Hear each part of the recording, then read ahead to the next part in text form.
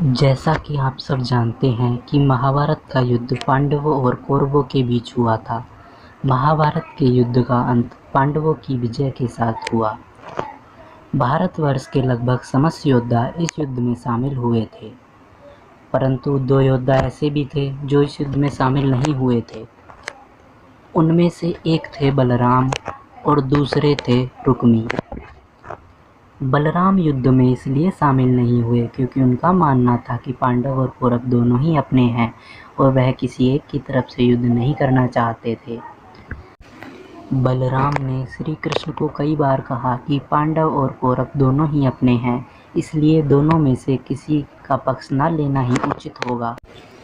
कहते हैं ऐसे धर्म संकट के समय निर्णय लेना थोड़ा मुश्किल हो जाता है, परंतु श्री कृष्ण ने पहले ही निर्णय ले लिया था। उन्होंने दुर्योधन के सामने खुद को या उनकी सेना को चुनने का विकल्प रखा था, तो दुर्योधन ने उनकी सेना को चुन लिया था। महाभारत का युद्ध शुरू होने से पहले बलराम पांडवों के शिविर में आए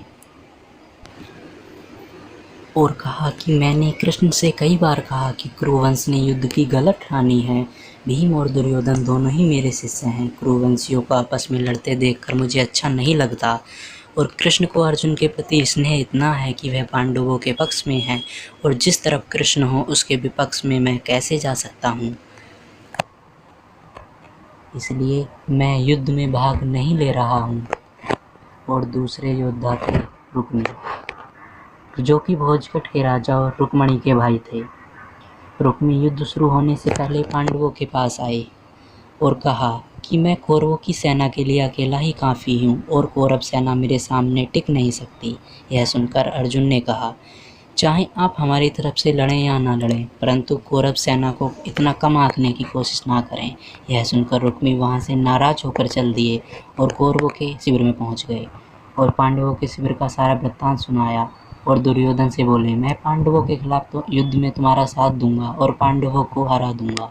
तो दुर्योधन ने कहा, अगर कम सेना होने पर भी पांडव तुम्हारा साथ नहीं चाहते तो ज़्यादा सेना होने पर भी मैं तुम्हारा साथ क्यों लूँ। तो इस प्रकार रुक्मी युद्ध में शामिल नहीं हुए। इस प्रकार 2 योद्धा जो युद्ध में शामिल नहीं हुए थे वह थे बलराम और रुक्मी।